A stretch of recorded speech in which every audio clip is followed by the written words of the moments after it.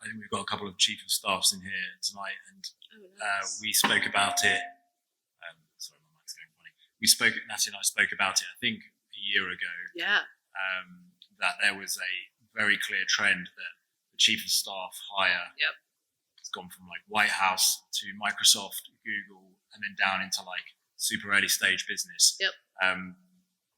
Like it basically allows founders and execs to scale themselves out across the business, especially within distributed teams. Do you want to talk about like how you've seen that trend increase? I mean, look, like I have it's actually blown my mind. Over the last 2 years, I have seen that be in the first 5 hires multiple times. And if it is not like the traditional chief of staff, who's the chief of, who are the chiefs of staff in here? Over here. Traditional chiefs of staff, have MBAs. They are frankly on a path to COO, CEO, whatever it may be. They're highly business minded, and the founder or the CEO steps away for a moment. You're in charge, right? And like people understand that you get the business, you can connect all the dots between the technology that you're building and the business. And so you can become like the face of the company if the founder is doing a roadshow, raising funds, whatever it may be.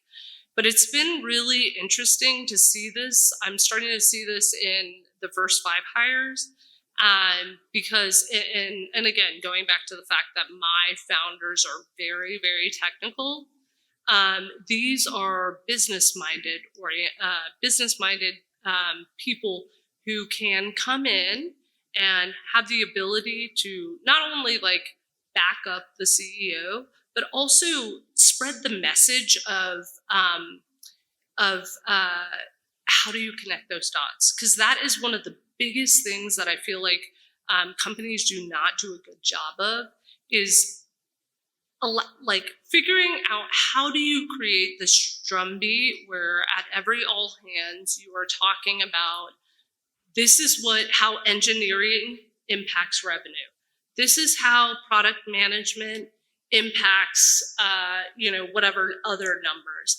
And being able to tie that all together it's hard. Most people are not wired that way. So having a chief of staff in place who can actually come out and explain that to everybody, that is actually the sticky part of keeping those early stage employees super engaged, is having someone who can basically, again, connect the dots between all of those things, and just make it very clear kind of where their work is going.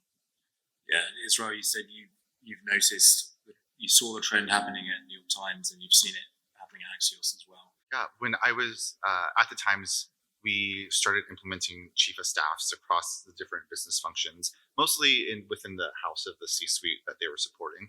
Coming into Axios, there were 2 chiefs of staffs, and we're 500 people.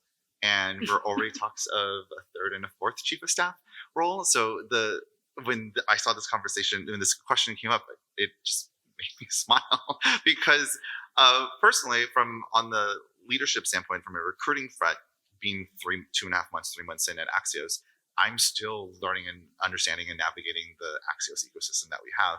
And I go to our chief of staffs and I'm like, what's going on? Can you tell me the secret sauce, please? Because they are the ones who are in those closed door conversations with the co-founders, the CBO, CRO, etc.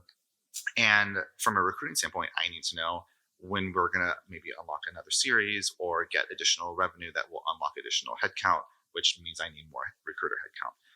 And that happened in the first 3-4 weeks I was there. And so I said, okay, cool. I need 4 more recruiter headcount. Here's the data. Here's why. And it was really easy to get it. So, we see it from seed series A quite prolifically in the pre-IPO space and the kind of bigger public companies. And they're super helpful for us as well as external partners, as eyes and ears. And they actually have phenomenal amount of influence as well, because I think once they're trusted by the execs, then they just like use them as a very quick proxy for a decision, That's right. which we like.